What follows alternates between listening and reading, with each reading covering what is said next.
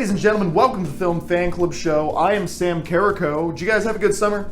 I had a pretty good summer. I mean, not that it feels like summer's really over, you know.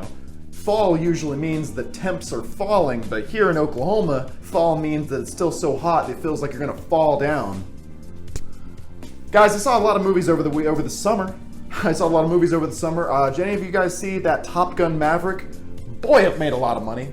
Yeah, I think it's safe to say that Top Gun Maverick won the summer box office. Yeah, it was the winner of the summer box office. I asked a lot of, typical Top Gun fans, the rah-rah America patriot types. I asked them what they thought of Top Gun being the winner, and they instinctively said, actually, the real winner was Donald Trump, but it was stolen. I don't think we were talking about the same thing.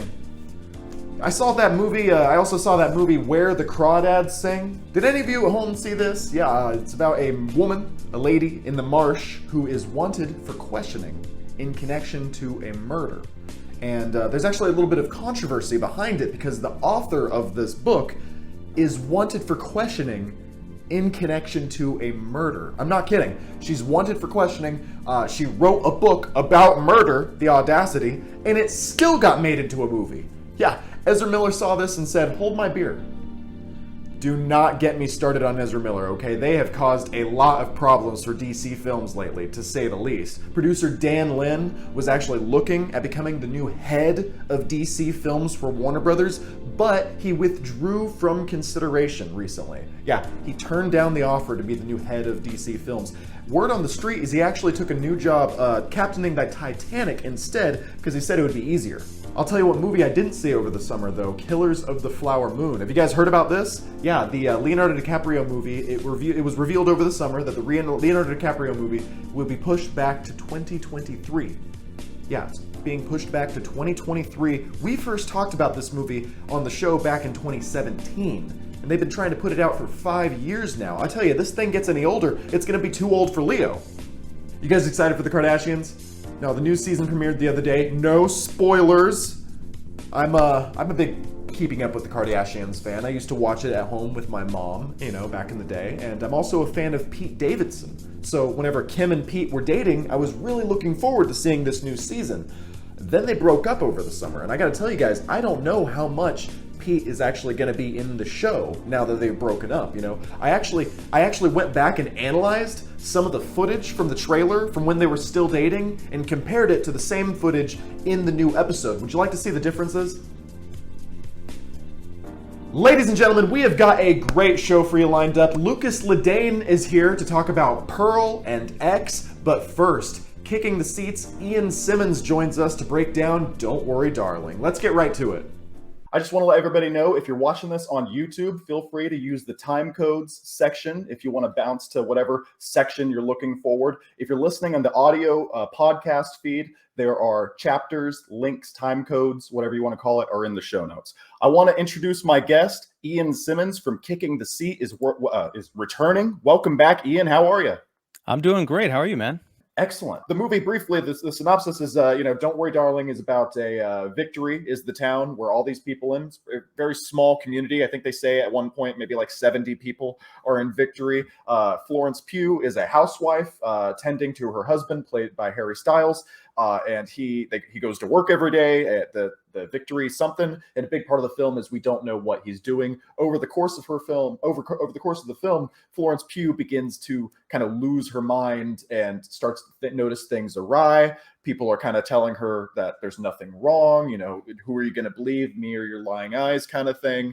And I want to say that I still think that Florence Pugh gets a chance to act her ass off in this film. I think she's really going for it here. And I think what you said, though, there's a lot of credibility to it beyond the weirdness and kind of due to the nature of the you don't know what's going on. There's not really a lot for her to work with other than she's losing her mind. I don't know. What do you make of this premise as I have described it? I mean, it's a solid description. Without getting into spoilers, I feel like we're going to have to do about 2 minutes with non-spoiler, and then yeah, because I honestly don't know how to talk about this movie without the problems I have without giving a lot away.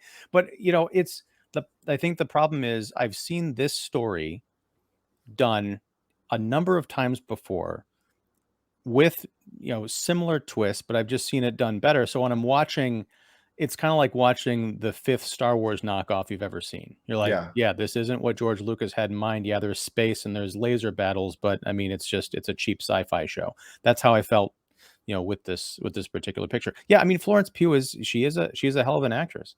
You just wouldn't necessarily know it from here because she's called upon to do what every other actress is called upon to do when they appear in this kind of material. Up until the twist happens, Mhm. we are given such little characterization about these characters. And I understand that's part of, that's like, you could say that's a feature, not a bug, But also the reveal, I mean, we're right up against the reveal, so I guess we're going to get into it in a couple seconds. But the reveal is so underwhelming that it doesn't make the first half like, oh, that's why they did that. Well, at least they did that because the reveal was so good. It wasn't really that way. So anyways, I'm going to throw up the spoiler banner. Is there anything else you'd like to say real quickly? Would you recommend the movie? No. It's a fascination, to be sure. When we get into spoilers, I might change my mind, only because I'm going to talk about, and we'll probably talk about, other films that this kind of relates to. So it's kind of like, if you want to jot down all the movies we're going to talk about and then watch this with those movies in mind, you can probably see, oh yeah, there's nothing to this movie. That being said, the spoiler banner is up, so we're going to get into spoilers now. So the big reveal that we get, like, what, 2/3 of the way through the movie is that Yeah. it's kind of the metaverse, basically, right? We eventually realize that Florence Pugh in the real world, which is modern day, because throughout this film we're getting like a 1950s kind of aesthetic, old, like analog phones and records and things like that. We get a flash, a dream sequence, or we see the real life Florence Pugh for a while, and she's like a doctor, and she's got a life, and her boyfriend Harry Styles is Harry Styles, but it's clearly like a less romanticized version of Harry Styles in modern times, the real world. He's lost his job. We've been seeing flashes of this throughout the movie, and it kind of does this J.J. Abrams thing where it's like a mystery box for the first 2/3 of the film. And I'm like, that could be interesting. Where are they going with that? And then we get the reveal is that he lost his job. So then there's a lot that the movie's trying to say. I don't know if he's watching YouTube videos and he's like listening to this charismatic person who is manifested as Chris Pine in Victory. And he volunteers for this program, and he gets put into an AI or like a metaverse type of thing, is my understanding. And then he, I guess, traps Florence Pugh there. And it's revealed that when he's been leaving to go to work, it's really him just like going and getting groceries. And well, he probably has a job in real life, at like Taco Bell or something. This is WandaVision, the 1950s aesthetic. Like, you've got these characters who are, certain things stick out like a sore thumb. And WandaVision, you find out that Wanda Maximoff, the Scarlet Witch from the Avengers movies, she had gone insane after the death of Vision, her lover, and created this fantasy world and trapped an actual small town in this idyllic 1950s sitcom setting. And that's essentially what you have here. Down to the kind of the doting husband going off to work. There's more than meets the eye. You've got these bits creeping in of, people showing up to correct problems that's sort of outside the narrative. You got these people in red suits. One of the controversies that we didn't talk about that surrounded this movie, one of the earlier ones, was Olivia Wilde gave an interview where she said that Chris Pine's character was modeled after Jordan Peterson. When he was watching him online, I was like, this feels like a Jordan Peterson thing. Like that's the thing they're going for, the incel guy. I guess that Jordan Peterson's like whole thing is like clean your room and be an alpha male and things like that. So no. Okay, I don't know. That's what I thought the film was trying to say, though. Well, no, that is what the film is trying to say, but that's not what Jordan Peterson says. Olivia Wilde, she hasn't watched Jordan Peterson or read his material either, and neither has Katie Silberman, the screenwriter. And that's very apparent because, he throws around, in the movie, the Chris Pine Peterson character throws around, words like chaos, and, chaos is everywhere, and that chaos. Peterson talks about that, but that's not his entire shtick. He does have the whole clean up your room thing, but it's not about being an alpha male. It's about taking responsibility and making yourself the most presentable version of yourself to succeed. And that includes in the area of, interpersonal relationships. Olivia Wilde in that interview described him as the incel king or the incel god. Jordan Peterson doesn't like incels. And in my review, I actually have a couple of quotes that I pulled up for some recent interviews where he talks about if you think women have a problem with you, maybe you're the problem.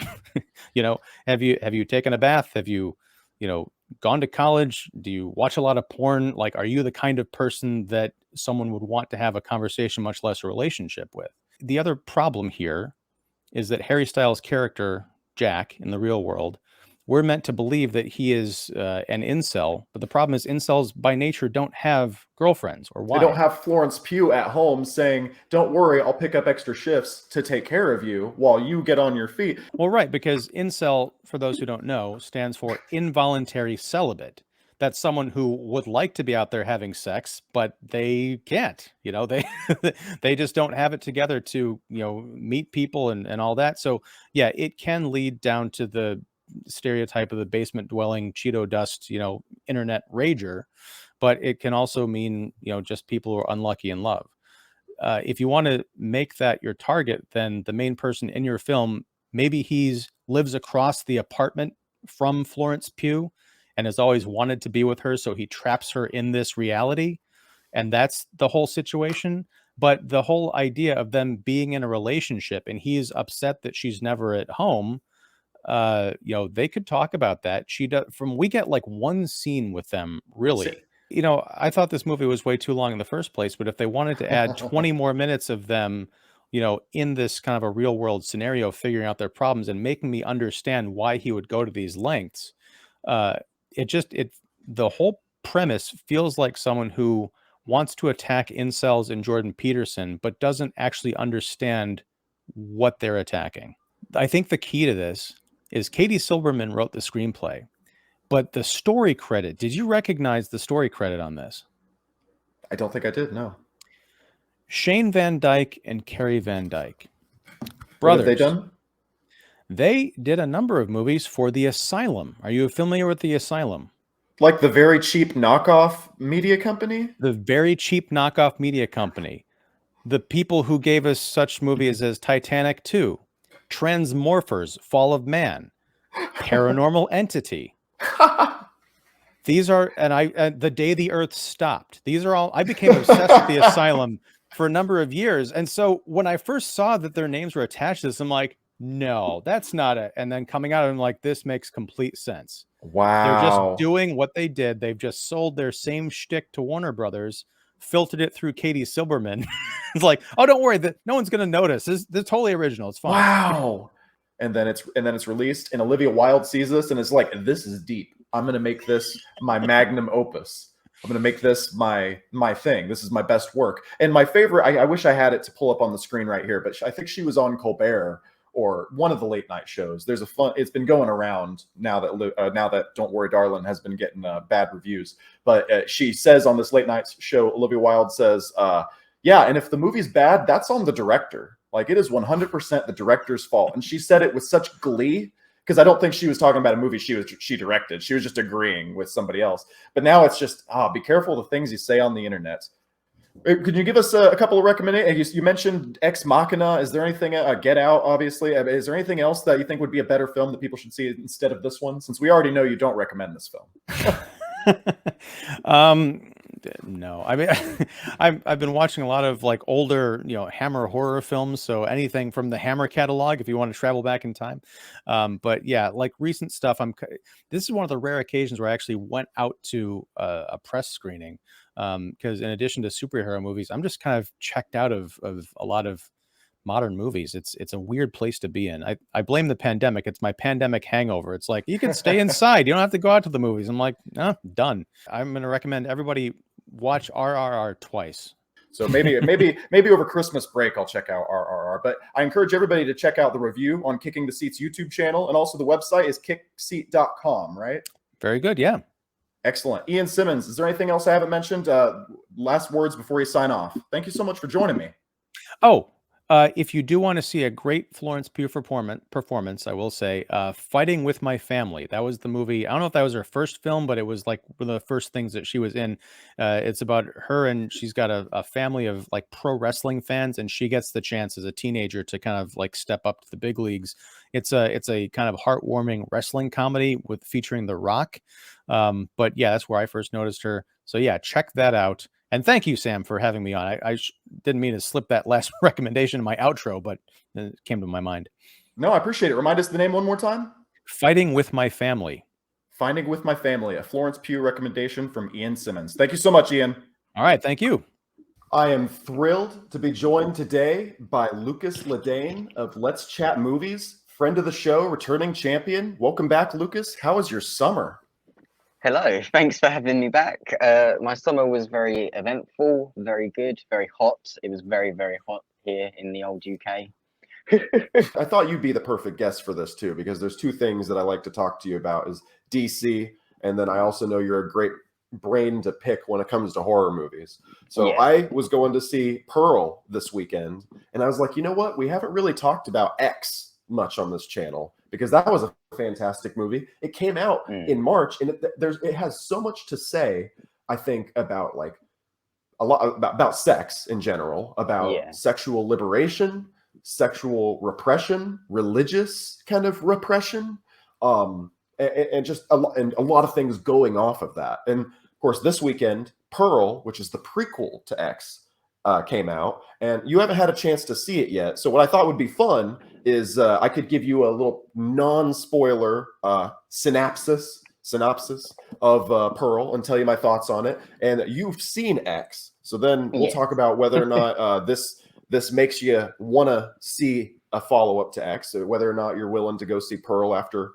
we have this discussion. And then we could talk about X, since we hadn't done that on the channel yet. I mean, I think I did one line in a monologue. I made a joke about it once, but there's so much more to discuss there. So now that it's on Blu-ray and a lot of people have had the chance to see X, I figured after we talk about Pearl briefly, we could talk about X.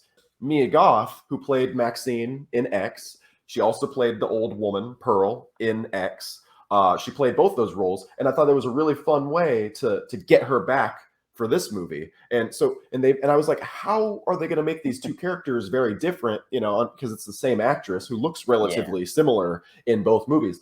But after rewatching X last night, Mia Goth I think she's a great actress, because she's able to like encapsulate these two very different characters really well.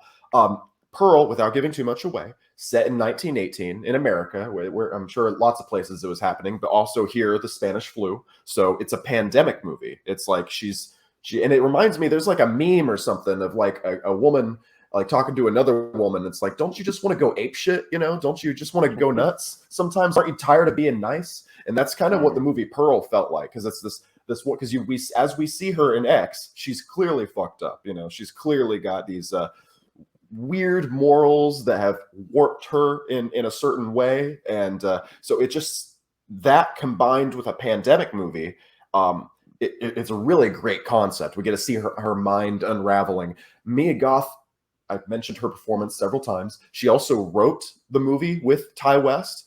Ty West, I think, wrote the movie X by himself, or with somebody that wasn't Mia Goth. But then Mia Goth brought so much, I think, to the script, because she was able to just understand this character Pearl really well. I don't want to retread what a lot of people have been saying about this movie, but she has a 6-minute monologue in the film. Mia Goth, like it's a one shot, or maybe there's a couple cutaways, but it's very long takes of her monologue. That's, some people could see it as like, you know, the bad guy just explaining why they do everything, but like done well, that can be a very powerful scene. And it makes sense, because it ties like I often say, no movie really needs to exist. So did we need to see the origin of the evil old lady from X? Not necessarily, but having this as a companion just adds so much context and makes this world so much richer in a way that could have been seen as kind of cheap if it had been not done as well. He kind of mentioned, Ty West mentioned Halloween and a lot of slasher like Friday the 13th, you know, type of franchises where, of course, there's got to be a lot of sequels, is what he said. But a lot of those movies, you know, you get Jason in space and stuff like that. I don't see that happening here anyways. It seems like they still, even though they are trying to turn this into a franchise and churn out a lot of sequels, they still seem to be handling with that auteur kind of A24 trademark kind of way of doing things that I really like. Rewatching X, it has a clear 1970s like aesthetic of being like a film from the 1970s. And Pearl, while it's not a silent film that's shot in black and white, which would be age, appropriate for 1918, it still has like the title cards, and a lot of the aesthetics of the film feel very old school kind of, and a lot of people have compared it to the Wizard of Oz, like the Wizard of Oz meets a Psycho kind of thing, and I think that's a really good way to describe it. You would think these things like to be like oil and water kind of, and they actually blend together like a nice little latte instead. So that's Pearl. It's just a fantastic acting showcase for Mia Goth. It's like I think they got a really good understanding of these characters with X. And what I love is seeing filmmakers just get inspired to make more. Like, oh, this is great. There's all this story here, rather than I don't want to take a shot at any particular franchise, but like the Marvel formula, where it's like, oh, let's do a Hawkeye series and then do a spin-off to that because we have to, even though nobody asked for it. Hawkeye. So now that we've talked about Pearl, I would recommend the movie. I think you've already said you're going to see it. I would highly recommend it. I have X on Blu-ray for the purposes of this video, and it's a good movie. I've been trying to get more physical media lately, ever since the HBO Max. But we could also talk about HBO Max, because Warner Brothers is a mess right now, but they've been taking stuff off of HBO Max, so you can't really trust streaming services. So I'm like, and if I really want to watch this movie, it's probably best to buy the physical copy. So I have the physical copy of X. I'll probably go buy Pearl after this. Not, when it comes out on theater or comes out on Blu-ray. It's a good movie. I'm definitely going to see Pearl. You definitely made it sound even better to me than I already thought it was going to be. And when we go through X, you'll notice I have a weird relationship with it. With X? Yeah. Oh, that's a good tease. Okay, so let's talk about, do you want to do a brief non-spoiler, your thoughts on X before we go scene by scene in the film? Yeah, because not everyone might have seen it yet.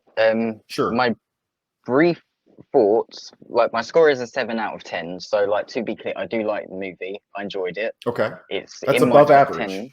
Yeah, it's in my top 10 so far. But we'll go into more detail, obviously, when we go through it a bit more. But I just feel like at parts it's too much to unpack. And also, approaching it as a horror fan, there's a lot of stuff I both really vibed with, and then other stuff that I really hated in this. And it was a very weird mix, because I'm also an A24 fan. Well, somewhat an A24 fan. But this was like the perfect mix of everything I love and hate about an A24 movie blended into one. So I've got a lot of notes. Let's say that. Okay, I do recommend. It's a recommend, but there's a lot. It's definitely a recommend. Yeah, but there's a lot to dive in. So we kind of have the setup: bunch of teens on a road trip to make a porn film. I'll be honest, Mia Goth was good in the movie. I didn't realize how great she is as an actress until Pearl. She has a lot of good material in here, and we'll get more into the themes, because I think she's doing coke right off the bat, right? Yeah. I think she's doing coke, and then she goes out, and her Wayne, her boyfriend. I have that right? Maxine is dating Wayne, the 40-year-old producer, and he's like, "Whoa, go easy on that stuff," And she's the coke is a funny motif throughout the film that I think actually has more meaning than it's letting on. So just to chug right along here, they arrive.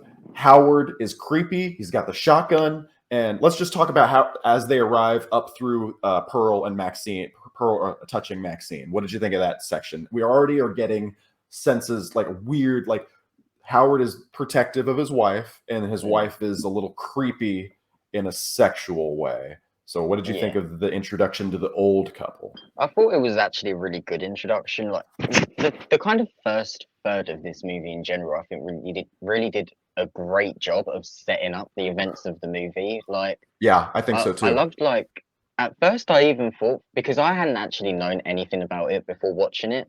So at first, because of the way they had filmed like Pearl and Howard, I thought, are they like going to do a thing where they don't show them for the movie, because they're kind of all shadowed and cloaked and looking through the windows, and then you see like the prosthetics, and you see Mia Goth in all those whatever. I don't know what they did to make her look like that. I don't know if it was prosthetics or like a mask or makeup. Well, Oh my because she's God. thinner too. Like Pearl, I think it's a Yeah. a combination of like prosthetics and a little bit of CGI, because like Pearl is noticeably like thinner and like frail, and like they do a really good job. I think it's a good blend. And what I like, I didn't notice this until I rewatched it on Blu-ray, is when Pearl is looking at all the pictures of her younger self, it's clearly Mia Goth playing the younger version of Pearl too. Yeah, which now, having seen Pearl, I was like, oh, that's fun. It's like they just shot it. They probably took those photos while they were shooting the other movie, like back to back. You know, this movie does a great job. What I've noticed is I didn't realize it until last night, actually, nobody dies for a very long time in this movie. Which, in a horror film where you're not really invested in the story, you just want to see the kills.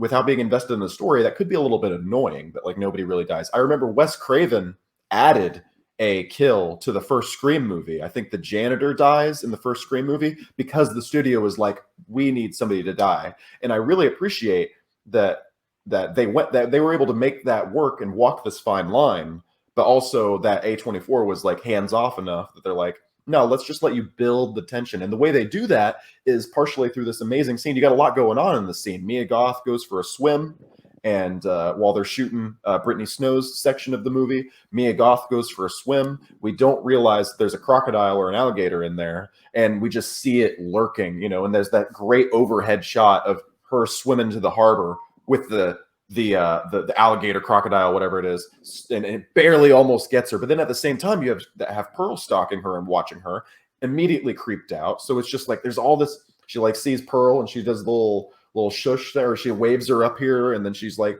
because Mia Goth's a nice gal, she's like, sure, I'll go talk to this old grandma lady. And then she has like we were talking about, the set design, the lighting, everything is so intentional in this movie. Like the way they're able to make this house look so old and gross and disgusting. And having seen what we see in Pearl, it just leads in. I'm like, yep, this is how this place would look about 50 years later. That makes sense, And then of course Pearl is like grabbing Mia Goth, and she doesn't really do much in this first scene. She just kind of touches like her side boob or something, and then Maxine runs away, and she's like, it'll be our secret, which comes back later. Oh yeah, and then she watches Maxine have sex with Jackson, I guess, while they're doing that. So would you like to talk about those two scenes, the touching scene, the watching? Because there's a moment whenever when Maxine's having sex with Jackson, and it flashes to Pearl, like envisioning herself there. And I'm like, ugh. Yeah, so that is this bit's kind of where I start to get into the love-hate part, because the first bit, like with the Mia Goth character, I thought was done well. I thought it was creepy, and not just because it's a naked old lady, if you get what I mean. Because I feel like that's really, when movies do that, I feel like it's just, I don't know how to describe it, just kind of wrong. And that is what the movie's trying to comment on as well. It's very clear that that's also one of the statements it's making. So I feel like it does a really good job of that in that scene. But then with the one where she's watching them have sex, I felt like even with the added context of her imagining it was her, I still feel like that was more of the just grotesque for the sake of grotesque, and like, look, this old lady's watching a couple have sex and imagine it's her. Isn't that gross? Isn't that weird? And it's like, that's one of the moments where I'm kind of like, is that really horror, or is that just you putting an old lady naked on screen to gross the audience out? Pearl pleads with Howard to have sex with her, but he refuses. Here's another setup, claiming his heart is too weak. The selfish bitch. She's too horny. She's like, I will die, and she's like, I'm horny. So anyways, RJ tries to leave, where he is stopped by Pearl, who attempts to seduce him. When he rebuffs her, she stabs him to death. Lorraine and Wayne notice RJ is missing and go searching. Wayne is killed with a pitchfork in the barn by Pearl. So let's just talk about these two kills. I think both of them are one of them's with the knife, and each time she does this, Pearl, like, you can tell she like relishes in the murder. And the person I was watching it with last night was asking, like, is she getting off on this? Is she getting off on killing these people? What did you make of it? What did you make of these two deaths, RJ and Wayne? And is she getting off on killing these people? So in terms of the deaths, I actually ranked the deaths, and number one is RJ's death.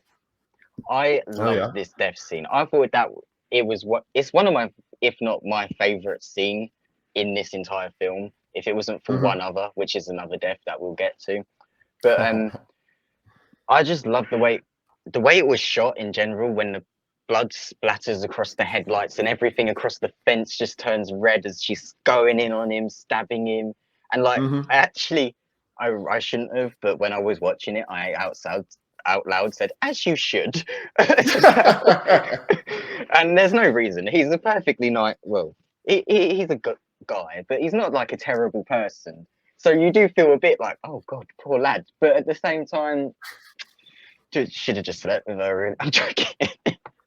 No, but like I get it though. She looks like a confused old lady. You know, you want to help your grandma. Let's go find your husband. And then, but you're right. The way they set up, it's so tense, and I'm like, I'm on edge. But they don't do a jump scare. I don't think the way they shoot it, like you just see the knife go into his, and it's almost like, because they don't signal it with like being a stereotypical like jump scare moment. I'm just like, oh, did that just happen? Oh my God, he's dying. You know, so that's almost better, I think. So I think you asked if I felt Pearl was like sexualizing the deaths in a way. Yes. And I feel like she was, but at the same time, I feel like it seems to me like she gets more sexual gratification out of people's helplessness, being scared, kind of wanting to help her, and her looking like she's helpless, and then reversing the roles. I feel like that's kind of what she liked. Like it's almost like a BDSM reversal. And she's like, no, I'm in power actually. And, you know, I like that aspect to it a lot. But I never actually thought about that until you brought it up. Some of the way they shoot it a little bit is almost like, I don't know, it's weird. But they, again, I just keep mentioning all the times that the movie Pearl ties into this. You know, the dancing in this movie, it can seem a little random. Like, why is she dancing now? You know, but in the movie Pearl, it like with the added context, it's like, oh, this fits perfectly with the character, and I love that I have all these added dimensions to the character of Pearl. It's good. I want to see it so bad. Lorraine is invited into the couple's house by Howard, who claims Pearl is missing.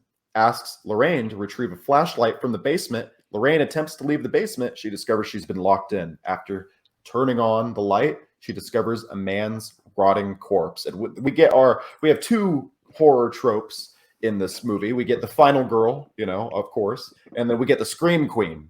And Jenna Ortega is, I think, in this scene, she's the perfect scream queen, because that close-up shot, I think it was the poster for a lot of the promotional stuff. It was the poster, that shot of her reacting to seeing the dead body. It was a good shot. And then I was genuinely scared. I was like, oh, could you imagine being locked down there? What are they going to do to her? So I guess going off to answer that question, I guess Howard's been kidnapping people for Lorraine to have their way with. Is that, what'd you make of this scene? Yeah, I felt it was more like Howard just kind of he didn't really like them in the first place, and he probably also enjoys murdering people to be with Pearl, I imagine. Yeah. So that's how I took that. But the difference is, you know, when you say, can you imagine being locked in that basement? No, because I wouldn't have been stupid enough to go in there. Yeah, that was a little and that's bit what I was screaming at the TV. Obviously, spoilers. Later in the film, after Lorraine has escaped one way or another, Howard says to Pearl that they've escaped, that she's escaped, and she says, "Oh, it's okay. We don't need her anymore because we have each other again." And this is right after they've had sex. So I think that's whenever I think I got the impression that, like, oh, you've been kidnapping these people for her to, like, because especially when you see the dead body, it looks like it's just somebody who's been tortured and like their pants were taken down and like she's just been, again, viewer discretion, but she's been having their way with these, you know, dying, tortured people, especially, and that really solidified it. I heard, because I watched it on with subtitles on last night, and he's like, oh, she got away, you know, and she's like, oh, we have each other again, and I'm like, oh, that's what you've been using them for. But yeah, it's a good scene, great reveal, and yeah, it lets you know that Howard's been in on this. And I think, have we gotten to the point where Jackson? No, we haven't gotten to the point where Jackson dies yet. So yeah, that's actually what we're about to get to. So let's get to it. Howard approaches the guest house and asks Jackson to help him locate Pearl. Jackson finds a submerged car in a pond before Howard shoots him dead. What was the submerged car from? Is this just from a previous incident that we didn't see?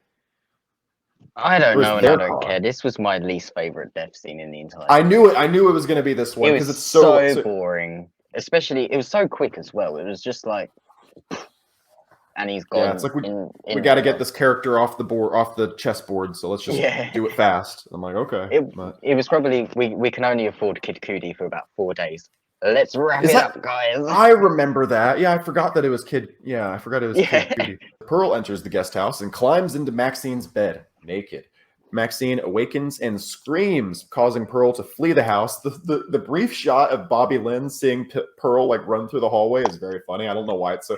Her just like waddling through the hallway naked. I know it's like I don't want to make fun of old people, but it's just funny. It's a funny visual. So yeah, this is the big scene, or not big scene. I guess Mia Goth gives Jenna Ortega a run for her money in being the scream queen here because she lets out a big scream when she sees her. Aside from the fact that it's an old person, it just sent any unwelcome person coming into your bed naked and touching you like that while you're asleep is like a nightmare for me, and I'm sure for a lot of people. So just that aspect of it was very well done in setting up that tension. But yeah, this also comes into what we were talking about earlier with is it gross also because she's old, or is it? I think it's definitely gross because it's unwanted sexual advances also. But what do you make of this, and where do you fall on how they handled this particular scene? So this is the scene I was talking about earlier as well, where I said this is kind of the scene I really was like, come on, guys. So obviously, yeah, the unwanted sexual advances that are having a random person come into your bed, that's not something that's not horror, that's not exploiting anyone. It's not exploiting old people. But I felt like it was still trying, as you say, to do the thing of, is it that it's someone she doesn't want touching her? Is that the horror of it? Or is the horror of it that it's an old lady? It's really hard to describe because I know it doesn't want to try and like exploit this aspect of having elderly people as their villains, but it just kind of feels like it really does, especially in this scene. And like I feel like she could have even overpowered Pearl. Like she is a very much able woman against a frail old lady who is naked as well. Like, that I feel like if it wanted to really not hone in on it being an old person, it shouldn't have been as long of a scene as well. Because I think like, when you see like, I think there's just a shot of her hand like going across Mia Goth's character, and that was like one of the things where I was like, well, the grossness of this isn't that it's a hand going across her. They've tried to make it look like a gross old person's hand. So it's stuff like that in that scene that annoyed me. But overall, it's like I say, I know that's not what they were trying to do in their intention. So it's hard to say that because I feel bad saying it about them. I think Bobby Lynn is next because then she sees Pearl leaving and she follows Pearl out, and this is when we get setup payoff where Pearl pushes her. She has this kind of speech about how she doesn't like Bobby Lynn, and then Bobby Lynn throws it back at her. She's like, what? Yeah. Fuck you if you don't like me, and you don't like the way I live my life. I don't care, And then Pearl pushes her in, and I think right as Bobby Lynn is about to call her a bitch, she gets pushed in. And then Pearl finishes it like, bitch. And then she gets bit by the alligator. And the alligator, maybe a crocodile, I don't know. It does like the tumble, it does the roll thing. So I'm like, oh, she's dead. There's no way you're getting out of that. It was not a bad, as far as the kills go. I wish it would have been better lit, but I guess you could cover up CGI and things like that with a darkly lit scene. But I think it was effective. I thought it was good. I love that they used the alligator. I would have been pissed if they didn't, if it was a red herring, but I'm glad they used it. Yeah, I mean, this scene is like rivaled as my favorite scene in this movie, but it's also so bad. Like the actual animations on the alligator, or whatever it is, it is so bad. When it was tumbling in the water, I was actually in tears laughing, and you can ask my partner. Like I was in tears, I was cracking up. But like it was so bad, but I loved it. It was like, Yeah, this is like 1900s cheesy horror goodness, Yeah, and I love it. yeah. It was so bad, but this is my second favorite death in the film, and might even be my favorite scene in the film. Maxine sees Pearl and Howard return to the guest house and hides under the bed. The elderly couple discusses the murders before having sex. Maxine manages to flee to the van where she finds RJ's corpse and the keys missing. We kind of already touched on this. This kind of dovetails with the creepiness of her getting touched by Pearl, but it just kind of it elaborates on that, where like I don't think part of it isn't it gross that old people are having sex. So there, I think this scene is the best case for that argument. You know, the best point of like, oh, it's, but at least they tie it in with like the tension of she needs to get out of the room unseen. So I think there's still enough there that they have enough plausible deniability. But this scene where it's just like 50% of the horror is the fact that, oh, this old couple's having sex and it's gross. Yeah, it felt like that as well, but I didn't actually take this scene as bad as the other ones. Maybe because, as you say, they did a good job of kind of almost distracting you from it with her trying to get out. And then also, I don't want to jump too far ahead, but it does very much tie into something we heard earlier, because he'd mentioned about his heart earlier. So you were like, oh my God, she's going to kill him. Like, but she doesn't.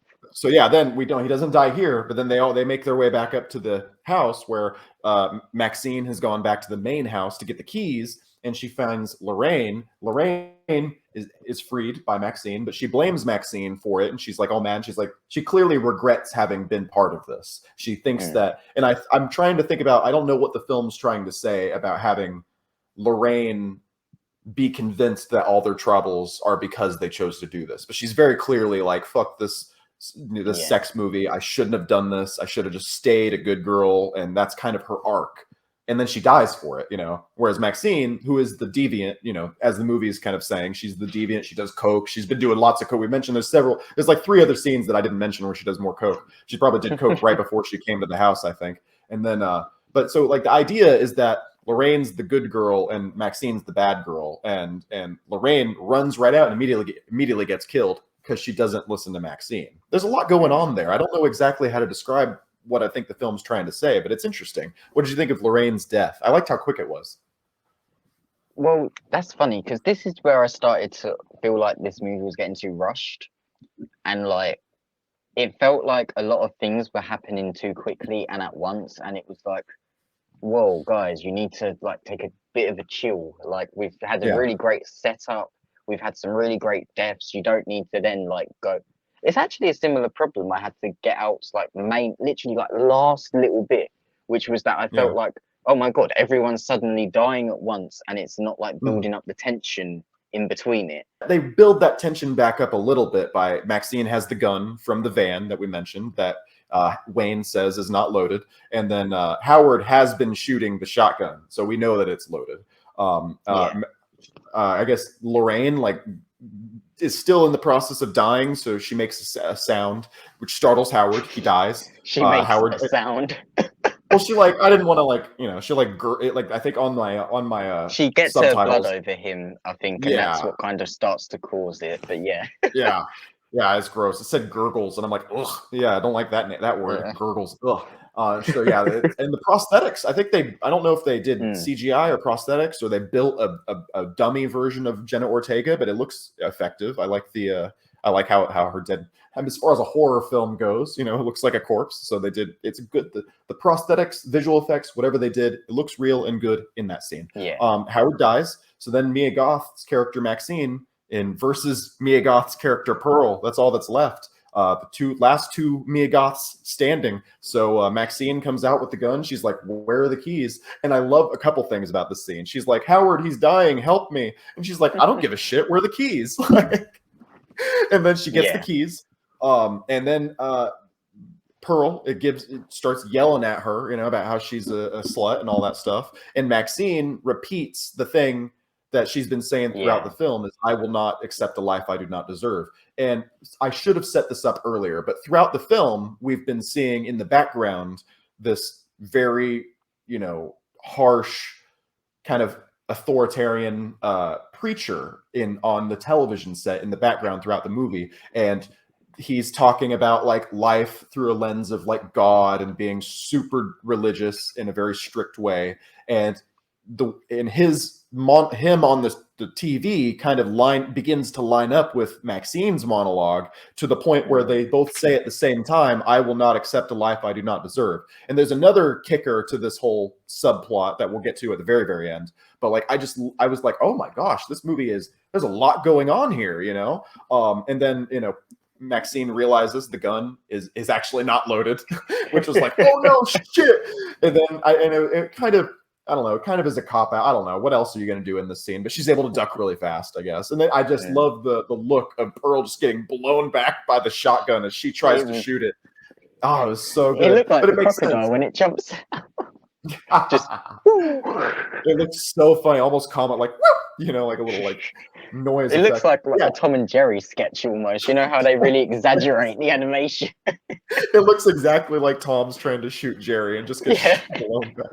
But no, it was I thought it was really, I don't want to keep saying effective, but it was done very well. I liked the monologue. I liked the monologue seeking up with the preacher. And I liked, I mean, that little bit of tension, like, oh God, the gun's not loaded. Her gun's loaded. Quick.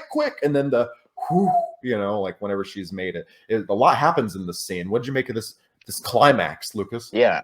I mean, like, as the monologue was going and it was building up, I was really getting into it. I was like, oh, yeah. And then when like she delivers the line and you really do expect it to just be boom, goodbye, Pearl. Yeah. And then it just fakes out. I was like, yeah, that was clever. Like, I like when they subvert your kind of expectations like that, as long as they do it well. And I think that did it really well, because it was at the point in the movie where, you know, yeah, it could have ended there. She could have killed her and that would have been the end of the movie. They could have went off. But instead they were like, oh no, we're not done with you yet. And then, yeah, I like the ensuing what happens after that as well. I thought, it was really good. It was just a really good example also of a great writer. I do believe Ty West did have one other person writing it with him. I think so too, yeah. Yeah. But overall, I think both of them clearly have a really good knack for not just calling things back, like coming full circle, but actually delivering payoffs to what they've set us as well. Like effective payoffs. There's sometimes in a film, like sometimes in a film they can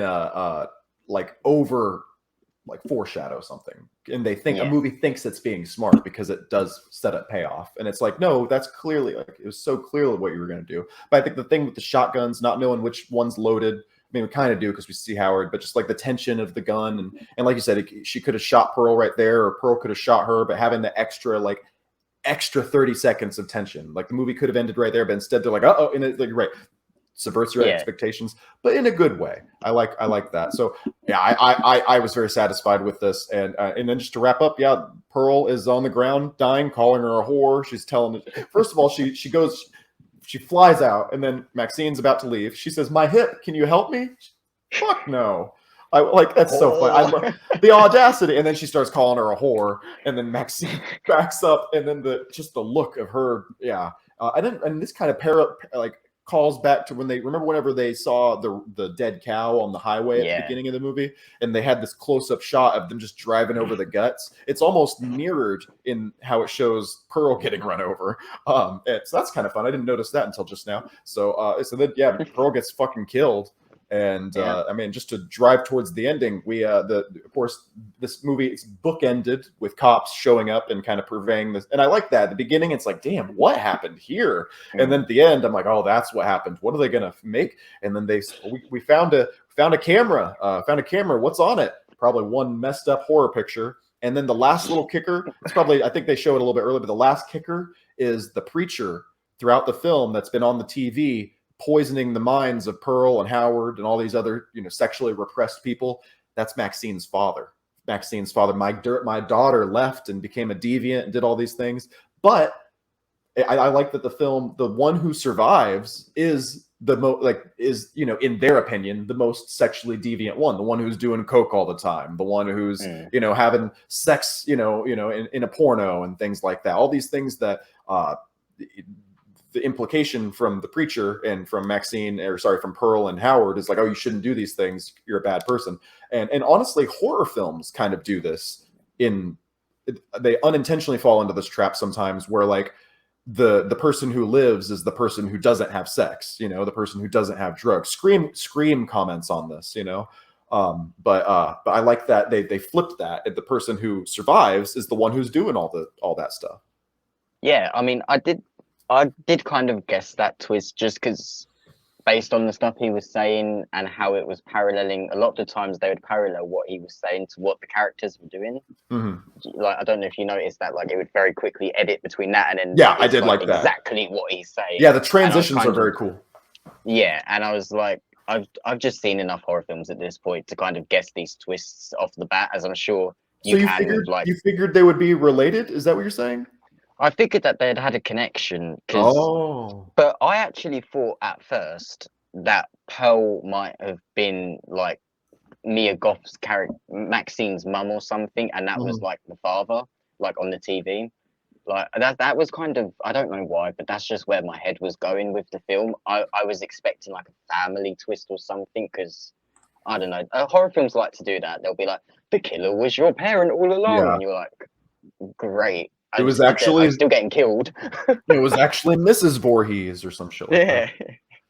Yeah, sorry, but no, it's a satisfying end to the movie. But overall, I think one of my biggest problems that I had, and I realized I had with it as soon as the like credits started rolling, was I didn't feel like it did enough to almost warrant.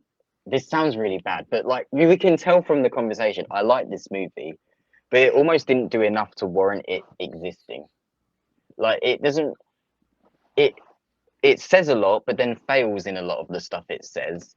It has some good kills and then some really bad kills, like really disappointing kills. It's a mix. It has some great scenes, then it has some really rushed scenes that just are boring, and then some really boring scenes, sorry.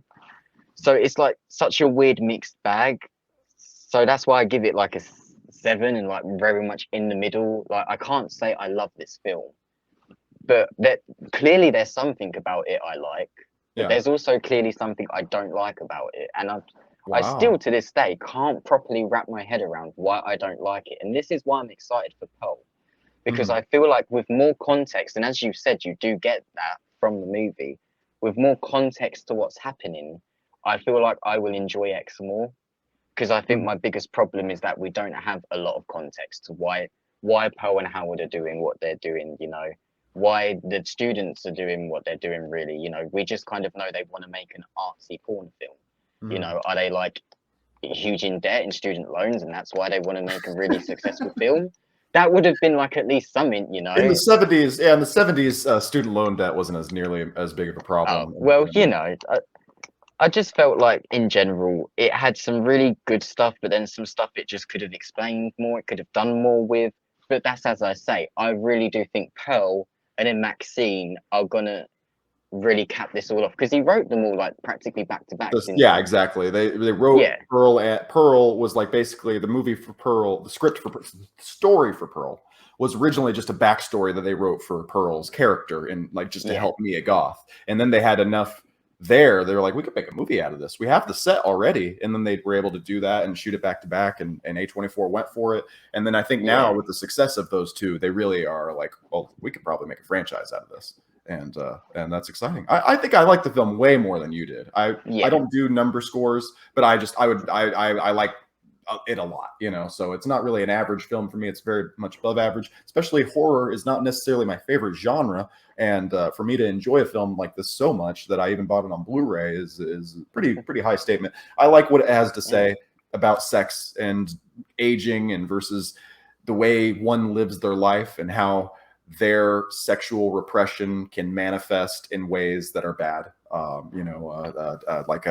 Maxine, or sorry, Pearl and Howard probably think they think they are the morally righteous people, but clearly they're not, because they have all these problems. And I think that is something that is a larger theme about, you know, fundamentalist religious people and you know, generational differences between, you know, old people, just generational differences. So I don't know. I think I like the film a lot. I think a lot of the rushing that you're talking about has a lot to do with.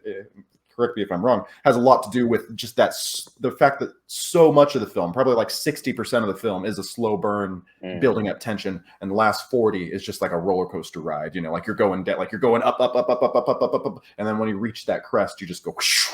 So that's the way I interpret it. Lucas Ledain, thank you so much. When you want to remind us where people can find you online? Yeah, you can find me on YouTube at youtube.com/beammeuplucas, on Twitch at the same address, and that's my social media handle for every social media I have.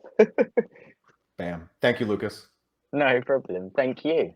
And finally, if you're looking for a job, you're in luck. DC is currently looking for someone to head their film division. The only downside is that you have to hate DC fans. We all remember the original Justice League drama of 2017. Zack Snyder was pushed out of the director's chair by the studio and replaced with Joss Whedon, who delivered a subpar version of the film, to say the least. Fans were elated when it was announced that Zack Snyder would be coming back to finish his cut and that it would be released on HBO Max free to subscribers. This excitement was tempered, though, when studio execs referred to Snyder's restored vision as a storytelling cul-de-sac, a not-so-subtle way of telling Snyder fans, who had just provided a much-needed boost to their streaming service, that Warner Brothers had no intention of restoring the Snyder-verse. No intention of, listening to the fans. Now, ignoring the fans is one thing, but to deny their very existence is something else entirely. In July of this year, Rolling Stone magazine put out an exclusive report claiming that the Snyder Cut movement was propelled by bots. The magazine references an internal report they obtained from Warner Brothers indicating, quote, at least 13% of the accounts that took part in the conversation about the Snyder Cut were deemed fake, well above the 3 to 5% that cyber experts say they typically see on any trending topic, end quote. Now, for those unfamiliar, when legacy outlets get a scoop like this, it usually comes from the studio, through anonymous sources. What's really interesting here, though, is the timing. This Rolling Stone report came one day before Zack Snyder's cut of Justice League was set to be released on digital. Who would have a vested interest in trying to discredit the clamoring for this movie? Surely not the same people that called it a storytelling cul-de-sac. But let's take the report at face value. What if 13% of online interest in the Snyder Cut was generated by bots? Firstly, I'd say that's still an impressive 87% of online support that was genuine, but maybe you're not convinced. Having 13% of bots is still not a good look. Well, a separate report found that 24% of Rolling Stone's Twitter followers consist of bots. Yes, the same outlet complaining about bots has a bot problem. But let's not forget Warner Brothers. Another report found that 33%, nearly a third of their Twitter followers, also bots. I'm no math expert, but I'm pretty sure that 33 is higher than 13, by a bit. Like I said though, storytelling cul-de-sac, they're moving on from the Snyder movies. It was announced that Michael Keaton would be returning in several upcoming DC films, including The Flash, Batgirl, Aquaman 2, except in late July, we found out that Ben Affleck, Batman from Zack Snyder's Justice League, was going to be in Aquaman 2 instead, Affleck reshooting the scenes that Michael Keaton was supposed to appear in. Shortly after this, we got the bombshell news that the Batgirl movie would not be going forward despite being done with filming and having already cost the studio $90 million. This movie was set to feature Michael Keaton's Batman prominently and set up Batgirl as a potential member of the Justice League going forward. So Michael Keaton is out of Aquaman, Batgirl isn't happening, we're left with The Flash, a problem that has already cost the studio a couple $100 million, and it's only getting more expensive. This was supposed to be it, the movie that resets the timeline, a swan song for Ben Affleck and the Snyder-verse, and the reintroduction of Michael Keaton. It was going to chart a new course for DC, but this course has become increasingly unclear as star Ezra Miller's legal troubles have compounded. Despite these troubles, the film's still scheduled for release in summer of next year. There is hope, though. Batgirl's cancellation and Affleck's cameo in Aquaman are good signs that the original plan of resetting the timeline is at least changing. The Flash is still in limbo, but we know that WB is willing to cancel a film if they have to. It'll be up to the next head of DC Films to decide whether they're so determined to erase the Snyder-verse that they'll stand by an alleged abuser to do it. Okay, that's our show. I'd like to send a special thank you to Ian Simmons and Lucas Ledain for joining me this week. I'll see you next week, guys. Thanks.